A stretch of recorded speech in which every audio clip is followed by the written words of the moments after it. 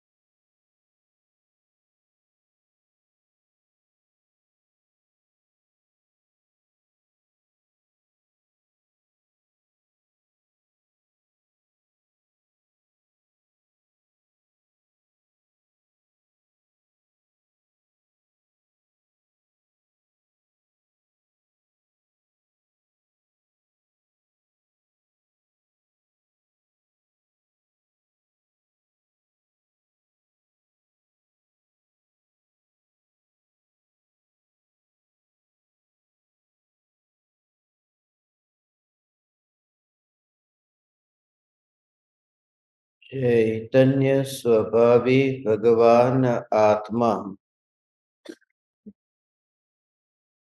अनादि अनंत शुद्ध चैतन्य मात्र है।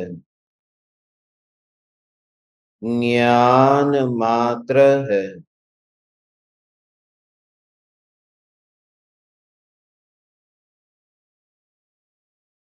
मैं शुद्ध चैतन्य मात्र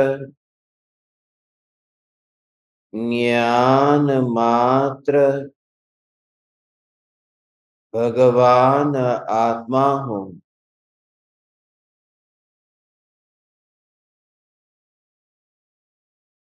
प्रति समय यह जागृति बनी रहे। इस जागृति का नाम धर्म है। देह की प्रत्येक क्रिया के काल में और विकल्पों के बहते प्रवाह के काल में ज्ञानी को प्रति समय यह जागृति रहती है कि मैं चैतन्य तत्व इस देह की किसी भी क्रिया में और विकल्पों के बहते प्रवाह में कहीं भी मिला नहीं हूँ। ऐसा शुद्ध चैतन्य तत्व मैं हूँ।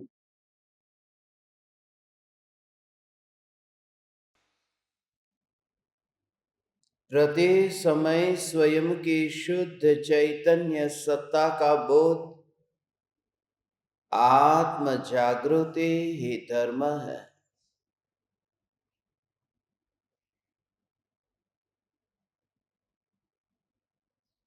चैतन्य तत्व के स्व संवेदन प्रत्यक्ष निर्विकल्प अनुभूति होते ही देह होने पर भी देहातीत दशा प्रकट होती है। इतना ही नहीं, विकल्प होने पर भी विकल्पातीत दशा प्रकट होती है।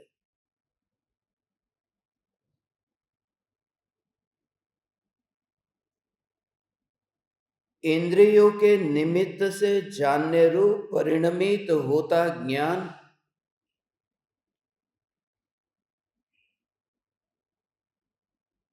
इंद्रियों के द्वार की स्पर्शना भी नहीं करता हुआ दिखाई दे, तब ज्ञान इंद्रिय होने पर भी अतीन्द्रिय हो जाता है। ज्ञान में ज्ञान की अनुभूति के स्वीकार से, ज्ञान में ज्ञान के वेदन से, ज्ञान के अतिरिक्त इस जगत में और कुछ भी नहीं है ऐसा दृष्टि में आते ही देह और देह की क्रिया तो दूर, विकल्प में भी अरुचि हो जाती है। अरुचि का अर्थ द्वेष नहीं है, अरुचि हो जाती है अर्थात विकल्प में भी वह ज्ञान को ही देखता है, विकल्प को नहीं। जिन विकल्पों रूप ज्ञान का परिणमन ही नहीं होने वाला, ऐसे वे विकल्प फिर किसी भी प्रकार के हो, भीतर में ज्ञान ज्ञान ज्ञान और ज्ञान का ही जोर है, क्योंकि ज्ञान को ही अपने में से उत्पन्न होता हुआ देखता है, ज्ञान को स्वभाव से ही उछलता हुआ देखता है। विकारों को त्रिकाल ध्रुव परमात्मा तत्व जिसका स्वभाव निर्मल है, उस निर्मलता में से मलिनता नहीं देखता। निर्मल तत्व है तो निर्मल में से मलिनता पैदा होगी कैसे?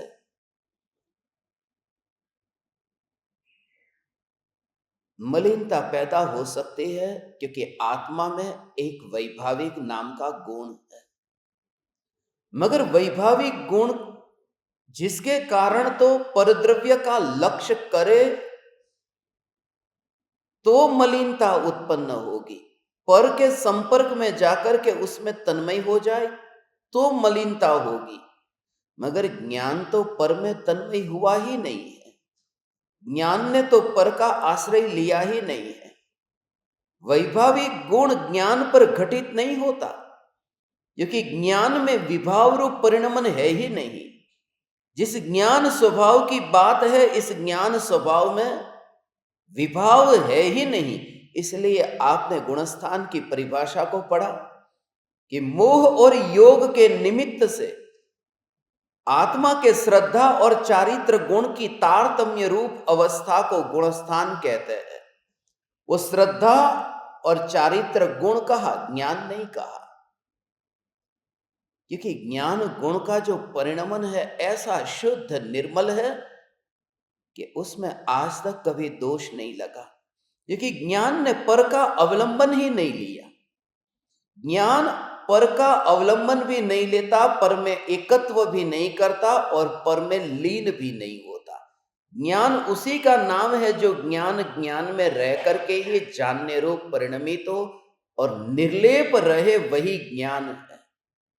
ज्ञान के स्वभाव को ही इस तरह से कि अग्नि है वह उष्ण है, ज्ञान है वह निर्मल है। ज्ञान सदा ही निर्मल निर्मल निर्मल निर्मल निर्मल ही है।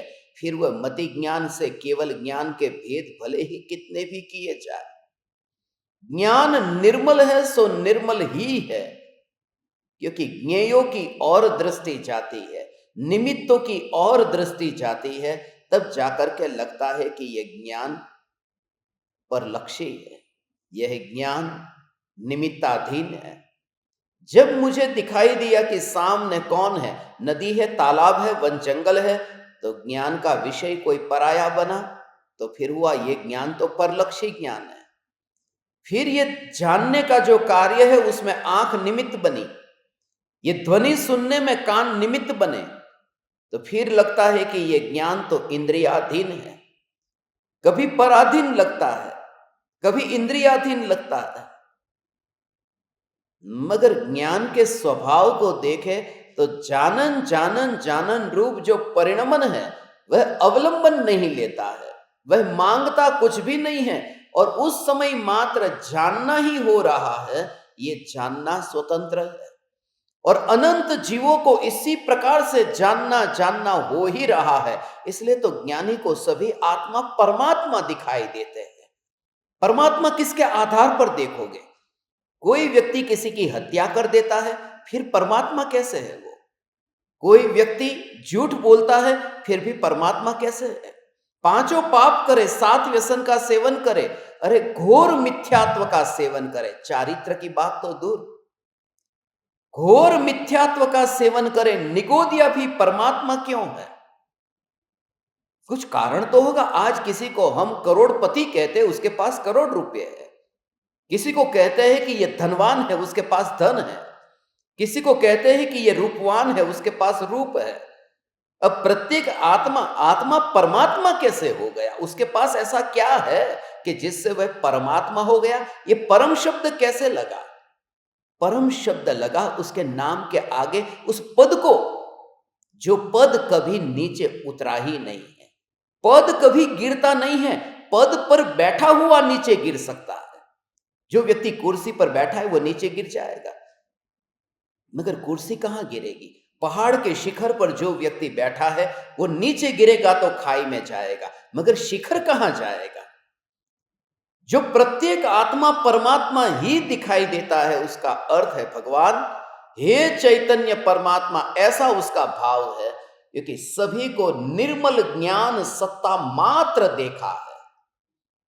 निर्मल ज्ञान सत्ता मात्र आत्मा को देखते ही वह परमात्मा दिखाई देता है। पर्याय में कोई निर्मलता प्रकट नहीं हुई, मगर ज्ञान की पर्याय निगोदिया के भी ऐसी ही निर्मल है।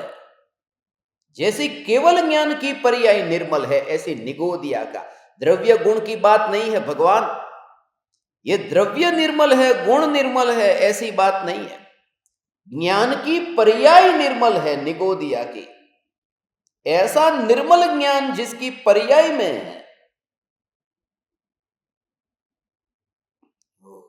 उसकी शक्ति कितनी व्यक्त हुई है। वो शक्ति पर्याय में व्यक्त हुई। केवल ज्ञान में तो लोकालोक झलकता है, निगोदिया की ज्ञान की पर्याय जो शक्ति व्यक्त हुई है वह लोकालोक को कहां जानती है, उसमें लोकालोक कहां झलकता है? फिर वो पर्याय केवल ज्ञान जैसी निर्मल है। केवल ज्ञान जैसी निर्मल पर्याय इसलिए क्योंकि उस ज्ञान की पर्याय ने भी अपने जानन रूप परिणमन के लिए एक इंद्रिय जो निगोदिया, वो स्पर्शन इंद्रिय जो आलू के अंदर वो निगोदिया, वो आलू के परमाणु से कुछ मांग करके जानने रूप परिणमित नहीं होता है। वह छोटा सा परमात्मा भगवान, मगर वो पर का अवलंबन लिए बिना वो निगोदिया की ज्ञान की पर्याय भी, जैसे केवली परमात्मा का केवल ज्ञान इंद्रियों के अवलंबन के बिना जानने रूप परिणमित होता है, ऐसे ही भगवान एकेंद्रिय का ज्ञान भी ऐसा ही निर्मल निर्मल निर्मल। मगर वो दृष्टि कब आएगी? जब अंतर में इस ज्ञान को इंद्रियों के होने पर अतीन्द्रिय देखा हो, उन्हें ये दृष्टि आती है। ऐसा ये चैतन्य भगवान आत्मा का स्वरूप ऐसा देखा, स्वरूप से प्रत्येक आत्मा ऐसा अनंत शक्तिशाली। अनंत शक्ति की महिमा क्या? किसको कहना अनंत शक्ति? अनंत ज्ञेय जिसके ज्ञान में झलके वह अनंत। अनंत शक्ति, अनंत ज्ञेय जिसके ज्ञान में झलक जाए वह अनंत शक्ति। ये ऐसा नहीं है, ये अनंत शक्ति ऐसी नहीं है भगवान, क्योंकि यहां तो परमाणु भी अनंत शक्तिशाली है। उसमें कौन से ज्ञेय झलकते हैं? उसमें कौन सा लोकालोक झलकता है? अनंत शक्ति का अर्थ है कि उस कार्य के लिए, उस परिणमन के लिए किसी पर की गुलामी न करनी पड़े, ऐसी उसमें स्वयं में ही अनंत शक्ति है। वो निगोदिया को वो चमड़ी की गुलामी नहीं करनी पड़ी। ओ किसके लिए? जानने जानने जानने जानने जानने जानने रूप परिणमन के लिए ये सामने जो समुद्र दिखाई देता है, मेरी आंख अभी फूटी होती तो समुद्र दिखाई कैसे देता? तो ये समुद्र को जानने के लिए समझना हो भगवान, ये आज जो असली स्वरूप समझना है, अनंतनाथ भगवान का स्वरूप, ये अनंत का भाव गुरुदेव प्रवचन में कहते हैं ना, अनंत अनंत अनंत अनंत अनंत अनंत। मगर एक बार अनंत बोल दो, कितनी बार अनंत बोलोगे? 10 बार बोलोगे तो भी अनंत तो अनंत है। उसका भाव आज समझना है। अनंत शक्तिशाली चैतन्य परमात्मा, ऐसा अनंत माने अपने परिणमन के लिए जिसको एक भी परमाणु की गुलामी न करनी पड़े। निगोदिया को भी उन परमाणुओं की गुलामी नहीं करनी पड़ी। सागर है, उस सागर को देखने के लिए मेरी आंख अभी बंद है, आंख को खोलने की जरूरत तो पड़ेगी ना। यदि आंख नहीं खोलूंगा तो सागर दिखाई कैसे देगा? जब आंख को खोला तो सागर दिखाई दिया, तो सागर को जानने के लिए आंख चाहिए। सागर को जानने के लिए आंख चाहिए तुझे। ओ हो। मगर तेरा स्वभाव सागर को जानना ऐसा नहीं है। ओ हो। तेरा स्वभाव जानन जानन जानन जानन रूप परिणमित होना तेरा स्वभाव है, और उस परिणमन के लिए आंख की जरूरत नहीं है। समझ में आया? ये गुड़ का स्वभाव मिठास मिठास मिठास, ये उसका स्वभाव है। किसी के मुंह में जाना ये उसका स्वभाव नहीं है। ये ज्ञान की पर्याय में ये ज्ञेय जानने में नहीं आ रहा है, मैं क्या करूं? ये तेरा स्वभाव नहीं है। स्वभाव मात्र जानना जानना जानना जानना। वो किसको जानू? मगर किसी को तो जानेगा ना। कि ज्ञान की पर्याय सदा काल अपने को ही जानती है, इस वजह से तो गुलाम नहीं है। वर्तमान की पर्याय वर्तमान को जानती है। ऐसी वर्तमान का स्वरूप कैसा है मालूम है? जब तुम्हें अनुभूति होती है तब तो ये राज खुलता है। अभी क्या है? अभी वर्तमान है, और फिर क्या है? भविष्य भविष्य भविष्य भविष्य भविष्य भविष्य भविष्य। अनंत का भाव समझना हो भगवान। और ये जो बीत गया वो क्या है? वो क्या है? भूतकाल भूतकाल भूतकाल भूतकाल भूतकाल। तो वर्तमान कितना है? ओ वर्तमान तो एक है। वर्तमान की पर्याय तो एक पर्याय है, भूतकाल की अनंत और भविष्य की अनंतानंत। अब मैं करूं क्या करूं? ये इतना बड़ा, इतना इतना इतना इतना इतना भूतकाल, इतना भविष्य काल, और मैं हूं अभी वर्तमान में। गहराई से देखे ना तो जिसको हम भूतकाल कहते हैं, भविष्य काल कहते हैं, वो सब वर्तमान वर्तमान वर्तमान वर्तमान वर्तमान वर्तमान वर्तमान है। ये वर्तमान की श्रृंखला है। ओ ये वर्तमान की श्रृंखला है। अभी जो है वो भी वर्तमान है, उससे पहले वो भी वर्तमान है, उससे पहले भी वो वर्तमान है। ये वर्तमान की ही लंबी श्रृंखला है। हम एक जगह बैठे हैं, बाकी है तो सारा वर्तमान। एक समय का परिणमन वो वर्तमान। हो एक समय की ज्ञान की पर्याय वो वर्तमान में ऐसा स्वरूप जानती है जो त्रिकाल ध्रुव न्यायक का स्वरूप। हे ज्ञान दीपक, त्रिकाल ध्रुव न्यायक का स्वरूप एक समय की वर्तमान की पर्याय जानती है। हमारे हाथ में तो क्या है?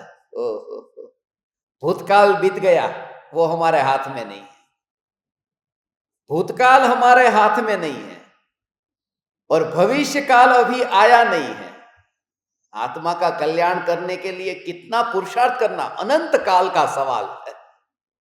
सवाल अनंत काल का है, मगर अनंत काल का सवाल काम कितना आसान कर दिया कि भूतकाल अनंत है, जो बीत गया वो अभी तेरे हाथ में नहीं, माने वो काम तेरे को करना नहीं। और भविष्य अनंत अनंत है, वो अभी आया नहीं है, वो भी काम तेरे को करना नहीं। अब वर्तमान एक समय का है, तो वर्तमान में तुझे अपना काम करना है।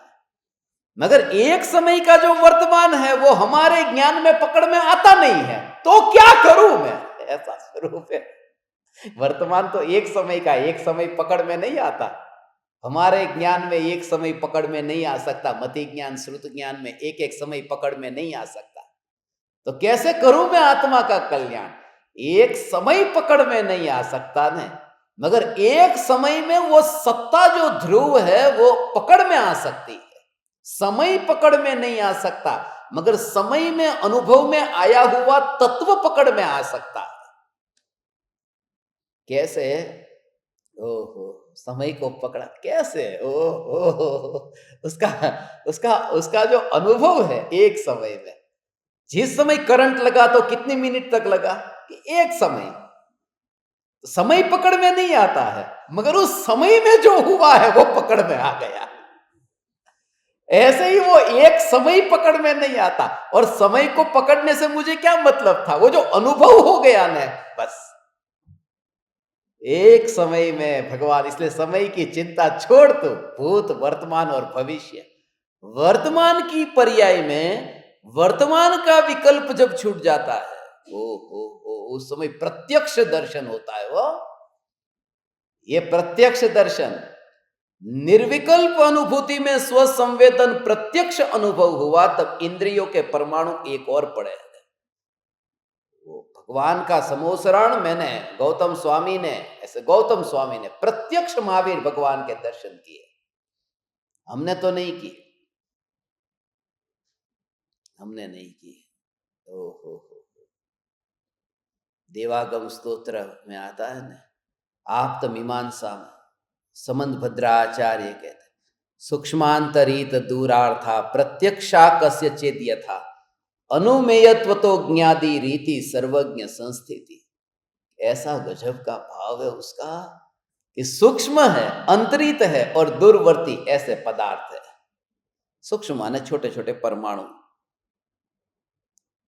अंतरित, अंतरित माने जो काल से दूर चले गए, राम है, रावण है, आदिनाथ भगवान, वो सब अंतरित कहलाते। और दूरार्था, दूरार्था माने क्षेत्र से, ये विदेह क्षेत्र है, ऐरावत क्षेत्र है, ये दूरार्थ। तो सूक्ष्म, अंतरित, दूरार्थ, ये पदार्थ हमारे ज्ञान में जानने में नहीं आते, ऐसे मेरे जानने में नहीं आते। ओहो, ओहो, मगर वो वर्तमान में किसी के जानने में तो आते हैं। ये पहाड़ से जो धुआं दिखाई दे रहा है, तो पीछे अग्नि है, मगर वो अग्नि मेरे जानने में नहीं आ रही। पहाड़ के पीछे कोई है जिसको अग्नि जानने में आ रही है, ऐसे। तो मुझे भले वो राम जानने में नहीं आए, मगर रावण को तो जानने में आए ना, ऐसे। मुझे भले लक्ष्मण जानने में नहीं आ रहा है, मगर रावण को तो जानने में अभी भी नरक में आ रहा है। तो जो दूरवर्ती पदार्थ है, वो जो मेरे द्वारा अभी जानने में नहीं आ रहे, अंतरित पदार्थ है जो मुझे जानने में नहीं आते, मगर किसी को तो प्रत्यक्ष जानने में आए। ऐसा प्रत्यक्ष गौतम स्वामी ने तो महावीर भगवान को समूह शरण में जब गौतम स्वामी बैठे तो देखा ना, प्रत्यक्ष देखा। ये प्रत्यक्ष नहीं है, वो प्रत्यक्ष नहीं, वो भी परोक्ष देखा, ऐसा। क्योंकि गौतम स्वामी कान के माध्यम से दिव्य ध्वनि सुन रहे थे, ऐसा। भगवान की दिव्य ध्वनि तो शरीर के एक एक परमाणु से खिरती है। भगवान की वाणी जब खिरती है तो मुंह तो, होठ तो हिलता ही नहीं है, होठ, जीभ, तालू हिलते नहीं है, ओमकार ध्वनि होती है। ओमकार ध्वनि, एक दिन अपना ओमकार ध्वनि में सत्संग होगा, एक दिन होगा। इस शिविर की बात नहीं कर रहा हूं, एक दिन, एक दिन ऐसा आएगा। एक दिन हमारा सत्संग ओमकार ध्वनि में होगा भगवान। ओहो, होगा ओमकार ध्वनि, तीर्थंकर परमात्मा की दिव्य ध्वनि। यहां पर भी ट्रायल करना हो तो कर लेंगे रिहर्सल ओमकार ध्वनि का, उससे भाव आएगा। जिस तरह से मैं आपको बताऊंगा, एक सेशन अपन करेंगे एक दो घड़ी के लिए, कि जिसमें मैं खाली ओमकार का नाद, मैं और आप सब एक साथ में, और सांस कैसे लेना, कैसे छोड़ना, कहाँ से आवाज आती है, वो कंठ कैसे, वो सब मैं आपको बताऊंगा। और ऐसा करते कुछ नहीं, और आप देखना जो ताजगी से आप यहां से उठेंगे, क्योंकि भाव के साथ में ओमकार ध्वनि, ओम शब्द है ही नहीं, ओम शब्द नहीं है, मजबूरी में इसको शब्द बोलना पड़ा। ओम शब्द ये तो बोलना पड़ा। तीर्थंकर परमात्मा की दिव्य ध्वनि तो शरीर के प्रत्येक परमाणु से खिरती है। ओ, ओ, ओ, ओ, ओ, ऐसा कहते हो, ऐसा वो तो सफेद खून होता है। कोई कहता है कि तीर्थंकर का वो सफेद खून नहीं, वो सफेद दूध है। क्योंकि माँ के शरीर में जैसे दूध है बच्चे के प्रति, उसको प्रेम है कि बच्चे के लिए दूध है, मगर तीर्थंकर को तो सारे शरीर में इतना प्रेम था कि पूरा का पूरा शरीर के अंदर सफेद दूध नहीं, वो सफेद खून नहीं, वो दूध ही था। इतना करुणा, इतना वात्सल्य जगत के जीवों के ऊपर, ऐसा बोलते हैं, वो खून ही होता है। और उसका भी कारण है, वो जो रेड सेल और व्हाइट सेल होते हैं ना शरीर के अंदर, तो वो हमारे खून के अंदर भी वो व्हाइट सेल होते हैं। जैसे जैसे हमारे परिणाम होते हैं उस प्रकार का खून का रंग भी होता है। आंखें लाल होती है कि नहीं गुस्से में? गुस्सा नहीं हो तो लाल नहीं होगी। लालपना जो है वो उसका इंडिकेशन करता है। तीर्थंकर परमात्मा की दिव्य ध्वनि, ओमकार ध्वनि पूरे शरीर से खीरती है। मगर गौतम स्वामी जो सुनते हैं, गौतम स्वामी पूरे शरीर से नहीं सुनते, वो कान से सुनते हैं। तो प्रत्यक्ष वाणी सुनी थी ने कि प्रत्यक्ष सुनना होता ही नहीं है, ये सिद्धांत याद रख लेना। प्रत्यक्ष छूना नहीं होता, छूना हो, प्रत्यक्ष छूना, प्रत्यक्ष चखना, ओ हो, प्रत्यक्ष छूना कैसे होगा? कुछ होता ही नहीं। अब आशीर्वाद देंगे कि मारो बेटा तू सुखी थी रह जे, तो फोन में आशीर्वाद देते, तो फोन के ऊपर ऐसा हाथ करते। उनको बोलता हूं कुछ नहीं है वहां, फोन पे काहे को ये सब करते हो, मारा दिखरा सुखी थी रह जे। अरे फोन है वहां पर, स्क्रीन गंदी होगी आपकी उसको, तो वहां वो प्रत्यक्ष कहां है? प्रत्यक्ष छूना थोड़ी हुआ उसको, प्रत्यक्ष छूना बोलते। फिर मैं भी कहता हूं ठीक है थोड़ा हलवा खिला दो, मैं भी ऐसे ही मोबाइल में वहां चाट लेता हूं, चलो प्रत्यक्ष। ये प्रत्यक्ष नहीं है। प्रत्यक्ष, मगर जब यहां पर ऐसा, अब सामने यहां आए और सिर के हाथ रखा हो, यहां पर आए और जीभ पर हलवा रखा हो, ये असली प्रत्यक्ष। उसको कहा कि ये प्रत्यक्ष होता ही नहीं है। प्रत्यक्ष ये सिद्धांत हो, ये सिद्धांत आज तेरे को हथौड़ा मारा तो ताकत आ गई है। आज तेरे को बार बार बार बार बार बार तेरे को कहता हूं, ऐसा चैतन्य का जोर।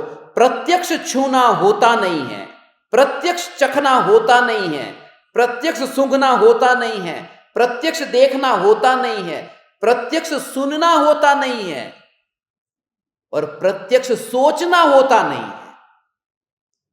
मात्र जानना जानना जानना ही प्रत्यक्ष होता है।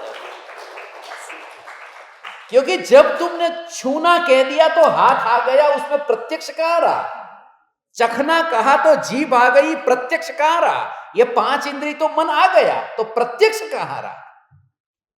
ओ हो, अंदर से ऐसा एयर कंडीशन बहुत ठंडा है और कपड़े नहीं पहने, इसलिए अभी प्रत्यक्ष यहां पर ठंडा ठंडा अनुभव हो रहा है। वो प्रत्यक्ष नहीं है, वो इंद्रियों के कपड़े बीच में है, प्रत्यक्ष वो नहीं है। हो, प्रत्यक्ष तो जानता ही नहीं है। प्रत्यक्ष, प्रत्यक्ष तो वो जो जानना इंद्रियों से होता ही नहीं है। इसलिए जब छूना होता है, छूना, जब चखना होता है, तब ज्ञानी को यह जागृति है कि जीभ हलवे को छूती है, चकती नहीं है। ओ हो, जीभ हलवे को छूती है। भगवान आत्मा क्या करता है? भगवान आत्मा कि जो जीभ है, वो जो जीभ जो हलवे को छू रही है, ये छू रही है, मगर भगवान आत्मा तो छूना चाहिए ना। भगवान आत्मा स्वयं अरूपी, अस्पर्शी, स्वभाव न्यारा, वही छूता नहीं। तुमने यहां पर एक वायर को दूसरे से जोड़ दिया, दूसरे को तीसरे से जोड़ दिया, तीसरे को चौथे से जोड़ दिया, और मेन स्विच ही वहां पर कनेक्ट नहीं है, तो कितना भी करो क्या होगा? तो आत्मा ही जब परमाणु से छूता नहीं है, तो अनंत परमाणु का पिंड होगा तो भी क्या होगा? ऐसा ये अनंत परमाणु का पिंड। ओहो, इसलिए ये इंद्रियों के परमाणु से मेरा क्या काम नहीं होता है? मेरा काम है जानना, वो इंद्रियों से होता नहीं है। उस व्यक्ति की याद हमें बहुत आती है जिस व्यक्ति के बिना हमारा काम नहीं चलता। उस व्यक्ति को ये दुनिया याद ही नहीं करती जिसके बिना काम चल रहा है। सीधी बात है ना, सीधी बात है। कस्टमर के बिना काम नहीं चलता, तो कस्टमर कितना याद आता है और भगवान कितने याद आते हैं दुकान पर। देखिए, कस्टमर के बिना काम कैसे चलेगा? ये दुकान खोल के बैठा हूं, मगर वहां पर भगवान नहीं होंगे तो चलेगा। जिसके बिना काम नहीं होता ऐसा माना है, तो उसकी याद आएगी ही आएगी, मगर उसके कारण मेरा काम नहीं है तो फिर उसकी याद भी नहीं आती। इंद्रियों के परमाणुओं के द्वारा चैतन्य का जानना जानना जानना नहीं होता है। फिर से, इंद्रियों के परमाणुओं के द्वारा चैतन्य परमात्मा का जानना जानना जानना नहीं होता है, ऐसा ज्ञानी ने मान लिया है। इसलिए कृपालु देव कहते हैं कि ये देह की अब हमें याद नहीं आती है, क्योंकि इंद्रियों से ये जानना हमारा अब नहीं हो रहा। ओ हो, આવું આખું શરીર હો, આખું આવી રીતે તમને કહું છું પણ તમને સમજાતું નથી। रोज आपको बोलता हूं, समझ में नहीं आता, चावल चढ़ा चढ़ा करके आ जाते हो। एक बार पूरा देह चढ़ाओ ना,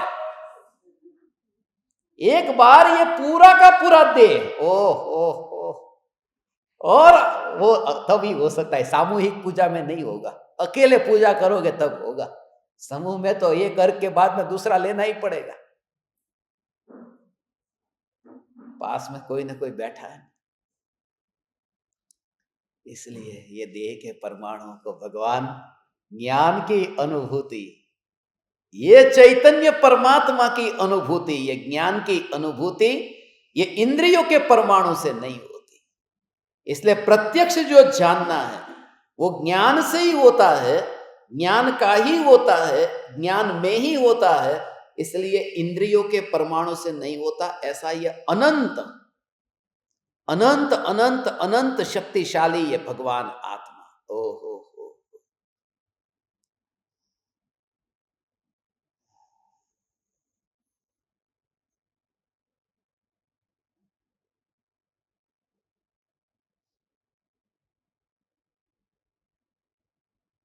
ओहो,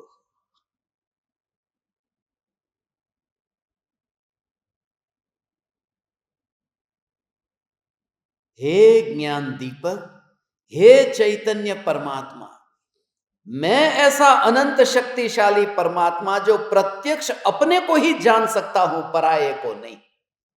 केवली भगवान भी अपने को जानते हैं, अपनी ही पर्याय को जानते हैं, क्योंकि अंदर ही अंदर जानने के लिए उसकी जरूरत नहीं है। इसका भाव यह है, मैं इस कमरे में हूं, दूसरा दूसरे कमरे में, तो हाथ मिलाना होगा तो दीवार बीच में आएगी। मगर मैं यहां हूं और हाथ यहां मिलाना है, तो दीवार की जरूरत क्या है? दीवार वहां भले पड़ी रहे, दीवार को छूने की जरूरत भी क्या है? तो जब ज्ञान को ही अंदर में जानता है, तो ये राख की दीवार की जरूरत ही नहीं पड़ती। वो अंदर का कार्य है ना, अंदर का कार्य है। ज्ञान को जानता है, तो उसमें इंद्रियों के परमाणु है कहां? ऐसा चैतन्य परमात्मा, प्रत्येक आत्मा ऐसा अनंत शक्तिशाली है। ओ हो, ऐसा अनंत शक्तिशाली परमात्मा, ये वाणी, ये चैतन्य परमात्मा की पुकार। भगवान एक, वो जो काल चक्र का परिवर्तन है ना, उस काल चक्र के परिवर्तन में, ये अभी कौन सा काल चल रहा है? पंचम काल चल रहा है ना। कितने साल पूरे हुए पंचम काल के? कितने? 18,500 पूरे हुए, 2,500 पूरे हुए करीब।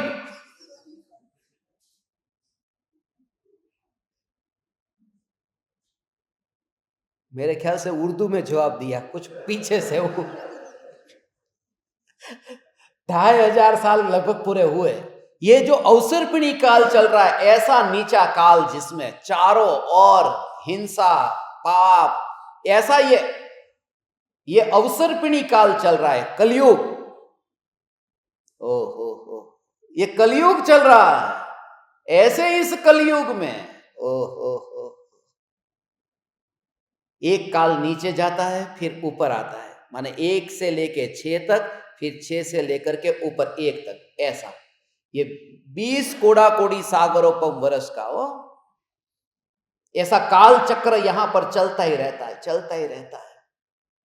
और उनमें उनमें ऐसे एक काल चक्र नहीं, अनंत वर्षों का अनंत काल हो जाता है उसमें। ऐसे असंख्य काल चक्र बीत जाता है, असंख्य काल चक्र। तब जाकर के एक खतरनाक काल चक्र आता है, वो ये हुंडावसर्पिणी काल जो है ना। 63 सला का महापुरुष हुए, उनमें से इस काल में, जैसे हर काल में 63 होते हैं, यहां 58 ही हुए। ये हुंडावसर्पिणी काल का प्रभाव है। ये तीर्थंकर भगवान जो पंचम काल में और तीसरे काल में नहीं होते, वो तो चौथे में होते ना, मगर वो जन्मे तीसरे में। आदिनाथ भगवान ये तीसरे काल में पैदा हुए, ये भरत चक्रवर्ती तीसरे में पैदा हुए। ये हुंडावसर्पिणी काल कि जहां सब अस्त व्यस्त हो जाता है। तीर्थंकर के घर पर पुत्री का जन्म नहीं होता, मगर ब्राह्मी सुंदरी का जन्म हुआ ना। चक्रवर्ती का मानभंग नहीं होता, मगर बाहुबली के सामने भरत चक्रवर्ती का मानभंग हुआ ना।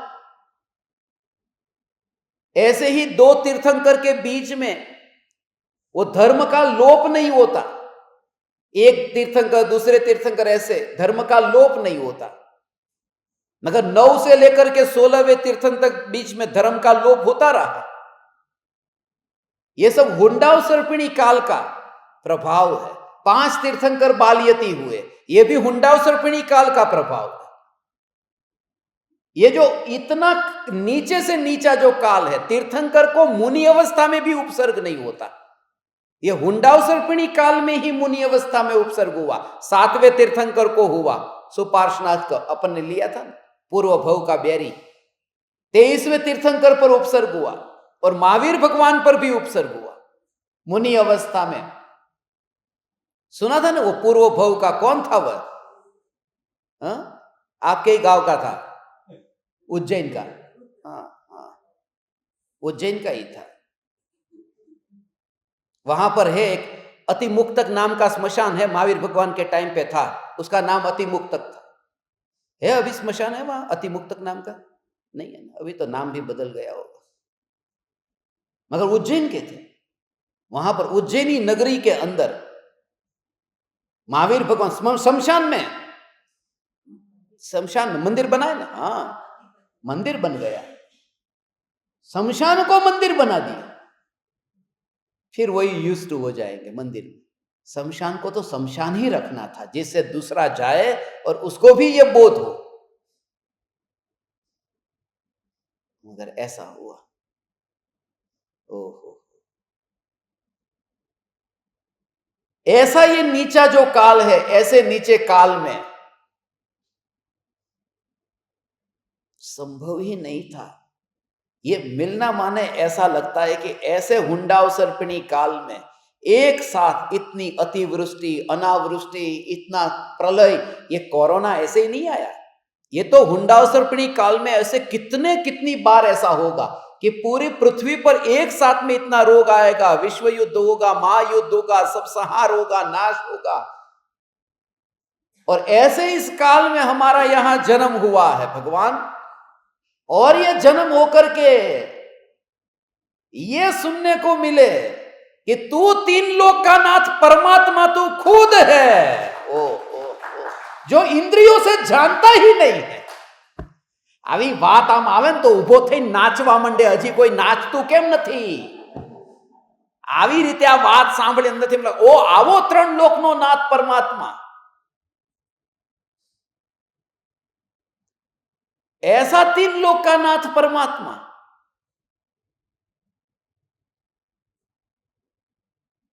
ये कलयुग रहा ही कहां, इसलिए एक एक जीव के लिए वो जो अंदर से भाव आता है।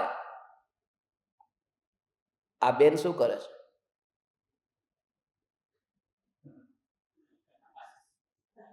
एमने कई महार्घ लई ल्यो, महार्घ चालू करिए छे। ये जो है ऐसा अनंतनाथ भगवान, ये तीर्थंकर, ओहो हो, 14वें तीर्थंकर भगवान का जीवन चरित्र है।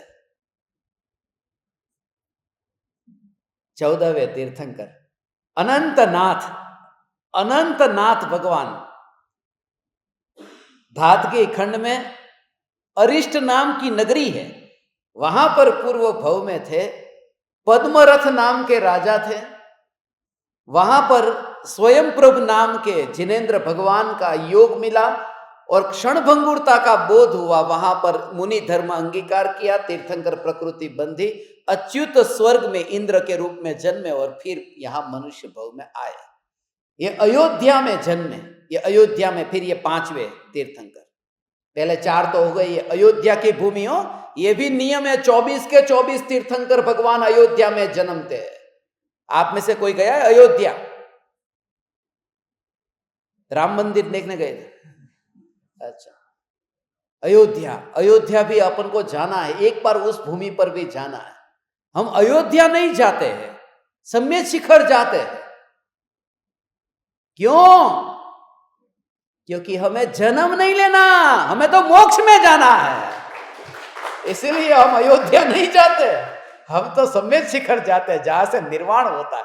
कोई भी व्यक्ति अयोध्या की यात्रा करने जाता, मैंने तो नहीं सुना अयोध्या यात्रा के लिए जा रहा हूं। अपन ने जितने लोग मिलते, सम्यक शिखर, गिरनार, चंपापुरी, पावापुरी, सब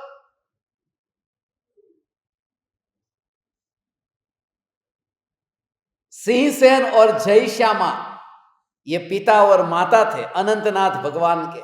30 लाख वर्ष का उनका आयुष्य था। 30 लाख वर्ष एटले हो। मगर एक घटना ऐसी घटी कि क्षण भंगुरता का बोध हुआ, बस वही है, एक घटना ऐसी घटी। वो तारा खीरा, दूसरे तीर्थंकर थे ना, उल्कापात, तारा ऊपर से ऐसे ही नीचे गिरा। आकाश में से जो उल्का होता है, वो तारा बोलते हैं अपन, वो तारा नहीं होता। तारा ऊपर से नीचे गिरेगा तो हालत ऐसी खराब हो जाएगी, ये उल्का होता है। तारा गिर गया, हाँ, वो उल्कापात होता है। और उल्कापात, एक जगह ऐसा उल्कापात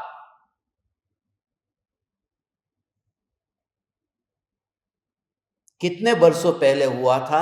उल्कापात होता है ना, वो जमीन पर जब गिरता है तो वहां गड्ढा हो जाता है। लोनार नाम की झील है भारत में, आपने देखी किसी ने? महाराष्ट्र में है, वहां उल्कापात हुआ था। लोनार झील में, बुलडाना है ना, बुलडाना में वहां पर लोनार झील है, वहां उल्कापात हुआ। वो तारा गिरा, जमीन पर गिरा, गड्ढा हो गया, फिर उसमें पानी भरता गया, आज वो लोनार झील के रूप में। और वो इतिहास अभी ऐसा सर्च हुआ है, 50,000 बरस पहले की बात है, माने तीर्थंकरों के काल की बात है। ऐसा अभी तो जितना ये तारा, और गिरे तब क्या हालत होगी। हम ऐसे तारे को देखे और तारा हमारे ऊपर गिरे तो, मैं तो तारे को देख रहा था और तारा मेरे ऊपर गिरा। वो उल्कापात वो गिरता है, आंख में ऐसी अचानक मक्खी आ जाती है तो क्या होता है हमको, हम ऐसे बैठे हैं कि मक्खी आई, वो तो कितनी धीरे धीरे आती है, बिल्कुल धीरे। ये उल्कापात होता है ना, वो 72 किलोमीटर इतनी स्पीड से चलता है। 72 किलोमीटर 1 घंटे का नहीं हो, 1 सेकंड में, 1 सेकंड में 72 किलोमीटर। और वो सीधा जब गिरेगा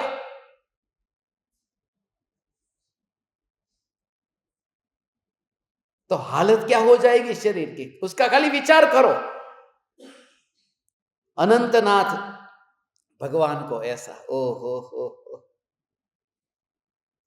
तारे, तारे भी गिर जाते हैं। तारे शब्द ऊंचा, चमकते हुए सितारे।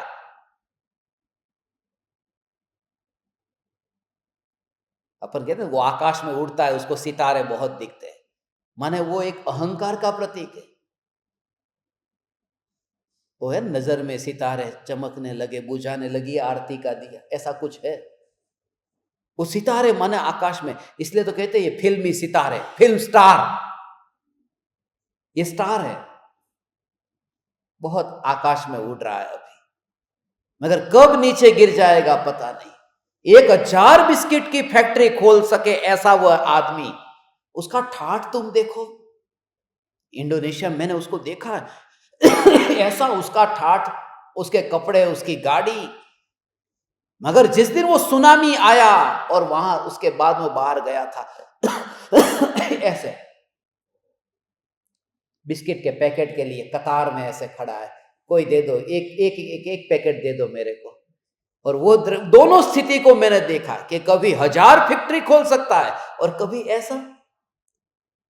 इसके लिए ये कहा ये मार्ग नहीं मिलेगा। भगवान, उदय के परिणाम क्षण भंगुर है, क्षणिक है, क्षणिक है, क्षणिक है और क्षणिक है।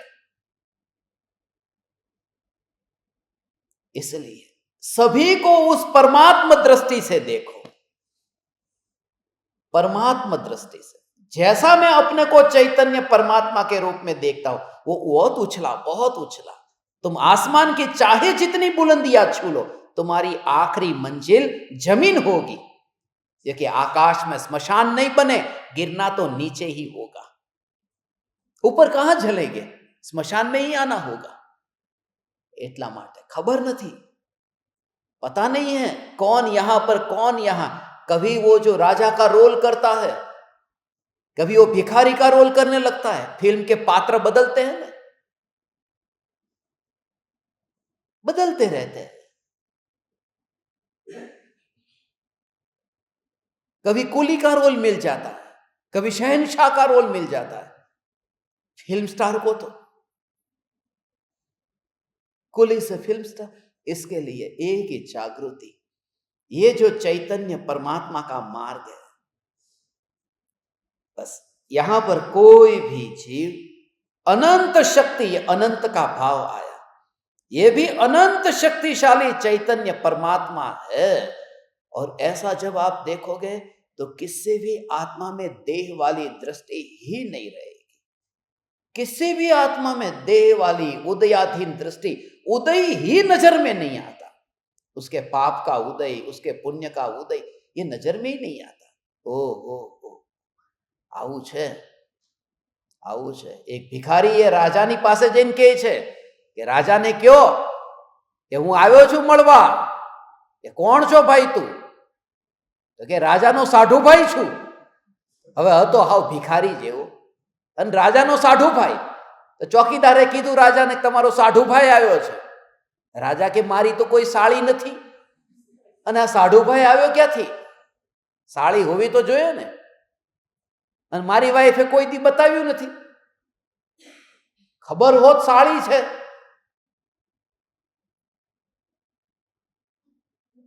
તો આટા મારે, મને તો કીધું નથી અને આવ્યો ત્યારે સીધો સાઢુભાઈ આવ્યો।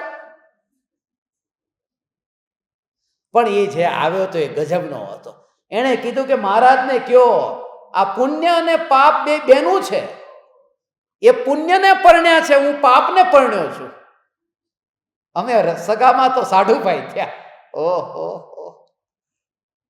ऐसा जब अंदर में दृष्टि में आए कि कोई पुण्य को कोई पाप को, है तो सब परमात्मा परमात्मा परमात्मा परमात्मा. इसलिए भगवान, इसलिए ऐसा है भाव. अनंत शक्तिशाली, कोई भी जीव नीचा दिखता ही नहीं. प्रत्येक आत्मा में परमात्मा. एक टूटता हुआ तारा तारे को टूटता हुआ गिनने में कितना टाइम लगता है. ओहो, तात्कालिक उन्होंने छोड़ दिया. जैसे खरगोश है, कितने समय से लेकर के कितने समय से ऐसे ही एक ही जगह पर, एक ही पेड़ के नीचे वहां पर रहता हो जंगल में, और अचानक आग लगे तो वो ये कहेगा कि अरे मैं तो 20 साल से यहां रहता था, छोड़ के कैसे जाऊं. वो कैसे भागेगा जंगल से. वो हिसाब नहीं लगाएगा 20-20 साल से ये मैं रहता था. ऐसे ही वैरागी को 50 साल तक घर में रहे, 20 साल घर में रहे, 40 साल घर में रहे, मगर जब अंदर में आग दिखाई दे कि जल रहा हूं मैं अब इस आग में, कब निकलूं यहां से. अच्छा नहीं लगता हो. घर में रहना अच्छा ही नहीं लगता. जंगल में एकांत में वही मस्ती. कांटे कंकड़ मंजूर है. मैं तो दिन गिन रहा हूं कब ये पर्यूषण पूरे होंगे. अब उल्टी गिनती चालू हुई, अब उल्टी गिनती चालू हुई. ओहो, आज का दिन याद आ गया. देखो अचानक मैंने देखा तो आज 9 तारीख 9वां महीना है. ओहो, मुंबई के फुटपाथ पे सोने का पहला दिन है आज का. आज से मुंबई, आज मुंबई में पहली बार पैर रखा था. 23 साल हो गए. 9/9/2001. ओहो, इसलिए ये पुण्य पाप का विचार चल रहा है. ओहो, ये सब पुण्य पाप के खेल. जल्दी से जल्दी भगवान इस आग में से बाहर निकलना. मगर वो आग कहां. एक बार ऐसा हुआ, रात को गांव में जोर जोर से चिल्लाने की आवाज आई, कोई बचाओ बचाओ बचाओ, आग लगी आग लगी आग लगी. गांव के लोग पानी लेकर के पहुंच गए. वो बूढ़ी की झोपड़ी थी, वो बुढ़िया चिल्ला रही थी. वहां जाकर के लोगों ने देखा तो दिए की रोशनी भी नहीं जल रही. सब लोगों ने पूछा कि कहां है आग. कि आग बाहर कहीं नहीं है, मेरे भीतर लगी. ये जो जलन हो रही है अभी अंदर की, और जाओ तुम्हारे घर पे भी आग लगी है, मगर तुम्हें दिखाई नहीं देती, मुझे दिखाई देने लगी. सभी आत्मा की ऐसी दशा है, सभी आत्मा की. ओ सभी को एक ही चैतन्य परमात्मा परमात्मा परमात्मा परमात्मा परमात्मा, ऐसा ऐसा ऐसा ऐसा सब वही भाव. तुम्हारा नजरिया ही बदल जाता है और दुनिया तुम्हें पहचान नहीं पाएगी. इस वजह से ऐसा पहचाने की नहीं, वो दृष्टि तो आनी चाहिए ना. वो दृष्टि ही नहीं आती, वो दृष्टि ही नहीं आती. ओ हो ओ हो ओ हो, ऐसा अंदर से भाव आए. 3 लोक का नाथ परमात्मा, ऐसा 3 लोक का नाथ परमात्मा. એટલા માટે આ જેટલા બેનો કામ કરવા વાળા છે ને બધાને આજે મેં બોલાવ્યા. इसलिए सबको बुलाया, सबको इसलिए बुलाया. वो मुझे ऐसा लगता ही नहीं हो जब वो काम करते हैं ना. मैंने 2 दिन पहले आपको बताया कि ये काम करने वाले है ही नहीं. ऐसा ही हाथ में धोको लઈને कपड़ा धोता હોય तो एम लागे मारा बा कपड़ा धोता था, પછી हाथ में वो बर्तन से बर्तन साफ करते हैं, मेरी माँ भी तो ये करती थी.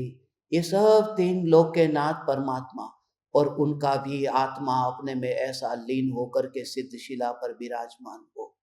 वो झाड़ू लगाने वाला आता है तो भी हे 3 लोक के नाथ परमात्मा, इस दीवार के अंदर इस आंगन में तू आ गया, थोड़ा और आकर तेरा हित कर.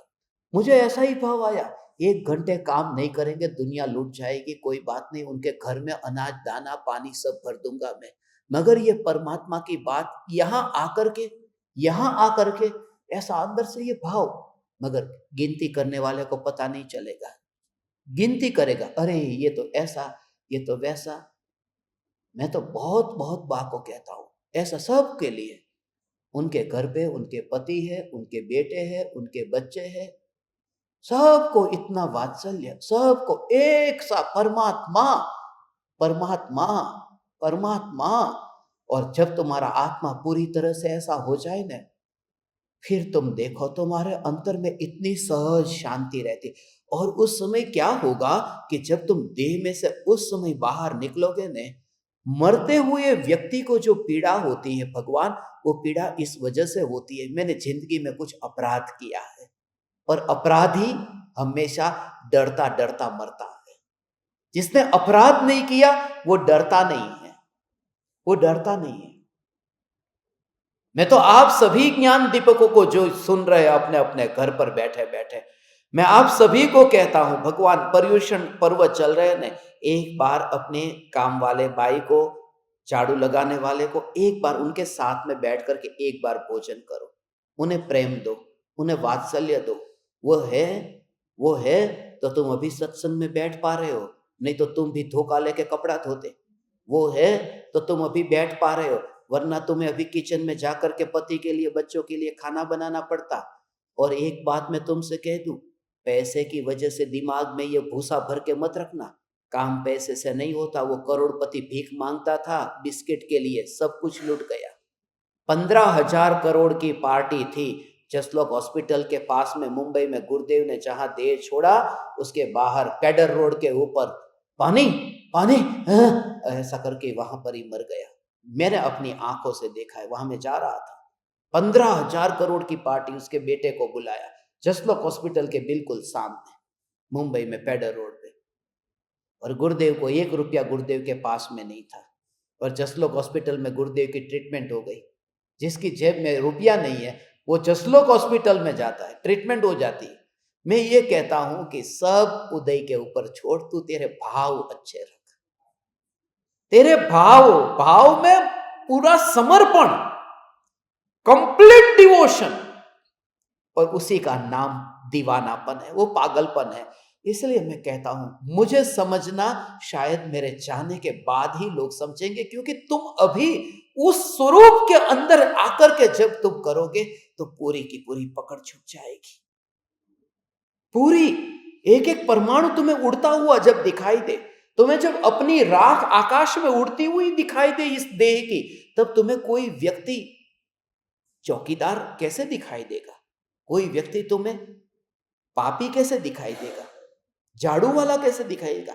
गांव का झाड़ू वाला भी, हम जब यहाँ पर आंगन में बैठ के पढ़ते थे ना, तो झाड़ू लगाने वाला, खबर पेला झाड़ू लगावा कितना लोगों आवता, आंगन में बैठते थे। वो झाड़ू लगाता है, पूरे दिन भर गांव में झाड़ू लगाता है, और वो कहता है कि ओ हो कचरा साफ करता हूं मैं, कचरा साफ करता हूं। तो मेरे को ये विचार आता है कि कचरा साफ हो गया, माने जमीन में मिला नहीं था, चिपका नहीं था, तभी तो साफ हो गया। तो बोले हमेशा विचार आता है आत्मा में राग द्वेष आत्मा में चिपके नहीं है, इसलिए साफ हो जाएंगे। चिपका होता तो साफ नहीं होता। बोले पूरे गांव का झाड़ू लगाता है, उमरा लाका हो, मगर उसकी दृष्टि ऐसी। और अभी सुकून से मर पाऊंगा यदि मैं सभी को परमात्मा के रूप में देखता हूं, ऐसा ही है। और ये सब उदय के खेल। मैं तो बा को कहता हूं, आपके पास में खाने का नहीं था, पता है ना, आपको खुद को खेत में जा करके कापा वाड़ी फाटू लई लઈને सवार थी रात સુધી એટલા પરસેવા, એટલી ગરમી, इतनी गर्मी, અને એમાંય પાછો કપાસ વીણવા જાય ને તો આમાં કપાસ એટલો ઊંચો, એમાંય પાછો રાથળી બાજુનો હોય, તો વાડીનો કપાસ હોય તો એટલો કે તમે પોતે ન દેખાવ, આખો અંદર છુપાઈ જાય બે ક્યારાની વચ્ચે। એક બાજુ એવી રીતે મચ્છરડા હોય ને, મચ્છીઓ હોય ને, બીજી बाजू परसेवो ने, तड़को ने, इतना धूप, और उसमें से और हाथ में यहाँ खून निकल जाता है, लहू लवान हो जाते हैं। ऐसा खेत में काम किया और उसमें से बाहर निकल करके, ये तो गोल्डन माने जिंदगी का एक ऐसा सुवर्ण युग आ गया है। तब जाकर के अब आपको सबके प्रति परमात्मा दृष्टि, सबके प्रति। इसलिए सबके प्रति मैं कहता हूं, बस जितने भी काम करने वाले यहां पर है, सबको समय पर घर पे जाने दो, सबको घर पे जाने दो। उनके पति है, उनके बच्चे हैं, उनके बेटे हैं, वो इंतजार कर रहे हैं, उनका परिवार है, वो भी परमात्मा है, वो भी परमात्मा है। और ऐसा जब प्रेम होगा ना भगवान, सामने वाले व्यक्ति को ऐसा होगा कि सचमुच इस जगह पर मुझे मंदिर जैसा अनुभव हो रहा है। तुम गधा मजदूरी कराते हो, एक दिमाग में भूसा भरा हुआ है कि मैं सेठ हूं और वह नौकर है। जब ऐसी दृष्टि, तब तुम्हें मंदिर नहीं जाना पड़ेगा। मैं तुमसे यह कह देता हूं, जिस समय यह दृष्टि आ जाएगी, तुम्हें घर पर झाड़ू लगाने वाला परमात्मा दिख गया, परमात्मा दिख गया तुम्हें। तुम दो हाथ अभी उसके सामने नहीं जोड़ पाते हो, तुम उसके लिए कुर्सी पर नहीं बिठा पाते हो। इसलिए हमने सभी के लिए, कोई भी व्यक्ति झाड़ू लगाकर उसी कुर्सी पर बैठेगा जिस कुर्सी पर मैं बैठूं, आप बैठो, सब बैठे, कैसा आनंद आता है। दुनिया का कोई आश्रम ऐसा नहीं होगा। धन्य है हम, धन्य है हम, धन्य है कि हे गुरुदेव, हे कृपालु देव, आपका ये वितराग मार्ग हमें प्राप्त हुआ भगवान, नहीं तो हम कहां कीचड़ में बैठे होते अभी। हे चैतन्य परमात्मा, बस आनंद आनंद आनंद आनंद आनंद आनंद आनंद आनंद। हर महीने की पहली तारीख को मोटा भाई को खास, 1 तारीख को जितना पैसा हुआ तुम मेरे से ले, पहले 1 तारीख को। 2 तारीख जब तक उनका मैसेज नहीं आता मैं पानी नहीं पीता हूं। 1 तारीख को जब तक कितना पैसा सबको देना है तब तक 1 तारीख मैं पानी छोड़ देता हूं। जब तक मैं किसी का, मेरे ऊपर 1 तारीख को पानी नहीं पीता, 8:42 पर वहां पर सीधी क्लिक होगी और जितना पैसा सबको मैं ट्रांजैक्शन कर देता हूं, उसके बाद में पानी पीता हूं। और उसका पूरा रिकॉर्ड मेरे पास में रखा है, ये प्रिंट किया हुआ है, किसी को चाहिए मैं दिखा दूंगा। 8:42 पर सुबह क्लिक करो, बस अब मैं पानी, क्योंकि किसी के 2 दिन तुम्हें पता नहीं, तुम्हारे पास में लाखों रुपये किसी ने हिसाब किया होता है। 1 तारीख ना पगार आवશે ને તો 2 તારીખે આપણે પછી ત્યાંથી ઓલો ઘઉં લઈ આવશું, ચોખા લઈ આવશું, ખાંડ લઈ આવશું, તેલ લઈ આવશું। એને ખબર છે, તમને નથી ખબર એ બધી, તમારા ઘરમાં આખા વર્ષનું આવી ગયું છે। तो ऐसा जब सबके प्रति वो प्रेम और वात्सल्य से करो, बस मैं तो आपसे भगवान, मैं जैसा हूं ऐसा मैं तुमसे कह देता हूं। और इस दृष्टि के साथ में यदि तुम्हारे अंदर में ध्रुव का जोर आए तो सोने में सुहागा हो जाए, दोनों का मिलन हो जाए। एक ओर से चैतन्य, एक ओर से बाहर से सदाचार, बाहर से न्याय, नीति, ये सब एक साथ में होगा, तब जाकर के फूल सभी ओर से खिलता है। नहीं तो कुछ कलियां कच्ची ही रह जाती है, अधूरी ही रह जाती है। हे ज्ञान दीपक, समय तो हो गया। अनंतनाथ भगवान, जीवन की क्षण भंगुरता, वो तारा टूटता हुआ, उसमें उन्होंने देख लिया कि ऐसा ही मनुष्य जीवन क्षण भंगुर है। ओ हो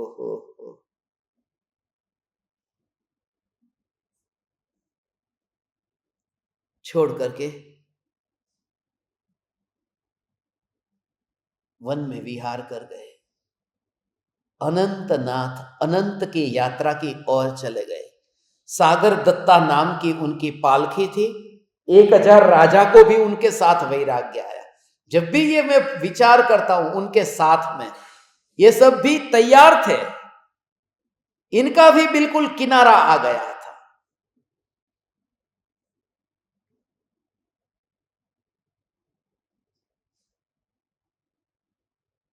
આવું છે આ સ્વરૂપ, આવું સ્વરૂપ છે।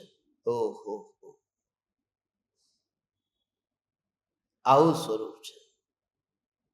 પરમાત્મા દ્રષ્ટિ અને દ્રવ્ય દ્રષ્ટિ કેવી કોને? છોકરાને પોલિયો હોય અને તોય કોઈ છોકરી એની યાર લગ્ન કરે, આવું બને? આને આને કહેવાય કે આત્મદ્રષ્ટિ, आने परमात्मा दृष्टि कहवाय।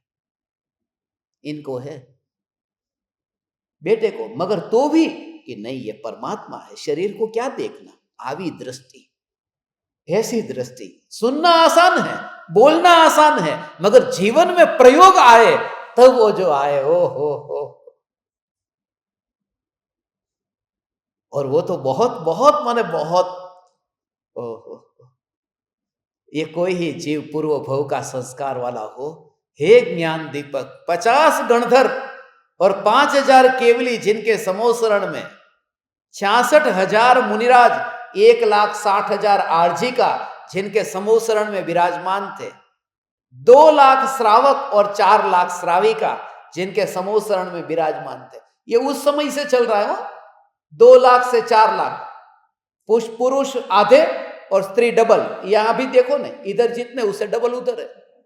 ये समोसरण से चल रहा है, ये तीर्थंकर भगवान के काल से चल रहा है।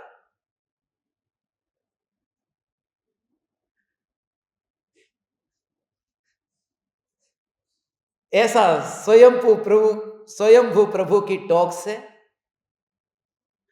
अनंतनाथ भगवान निर्वाण पधारे। आज पर्युषण महापर्व का 14वां दिन है। 14 दिन पूरे हुए, 10 दिन और बाकी बचे। 14 परिग्रह, अंतरंग परिग्रह पूरे हुए। और बहिरंग परिग्रह जो 10 है वो चालू करेंगे। 14-10 का हिसाब है ना। और भी बहुत कुछ कहना है, समय हो गया। भगवान आज शाम को, ओहो, ये भी सब धन्य है। वो अमेरिका में, कनाडा में बैठ करके आधी रात को अभी वहां पर 1:30 बज जाता है। रोज बैठना माने रोज 1:30-1:30 वागे रातना 24 दी खुदी, एक दी हो तो बराबर से। ये कोई ना कोई ऐसा हुंडाव सिरपिणी काल में रह करके, हुंडाव सिरपिणी ऐसे हीन काल में रह करके ऐसे उत्तम भाव आना और अहोभाव आना, परम कृपालु देव की भक्ति। आप परमात्माओं के भीतर जो जगी है भगवान, वह पूर्णता को प्राप्त अवश्य कराएगी। ऐसे मैं कृपालु देव से प्रार्थना करता हूं, गुरुदेव से प्रार्थना करता हूं, आप सभी अनंत अनंत सुख को प्राप्त हो। प्रणाम। चैतन्य चैतन्य चैतन्य।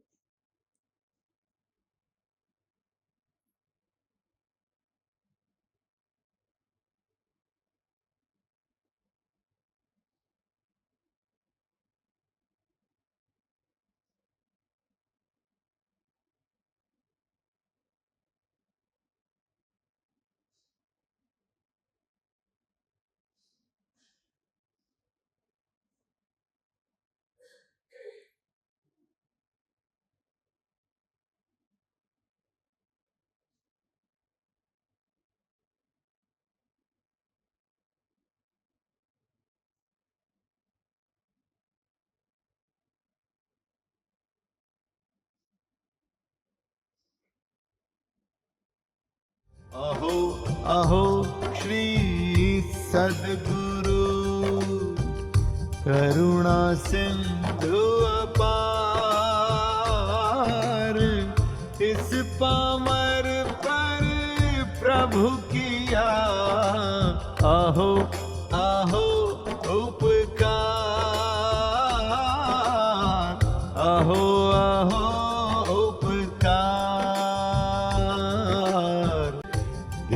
सहित जिनकी दशा वरते देहातीत,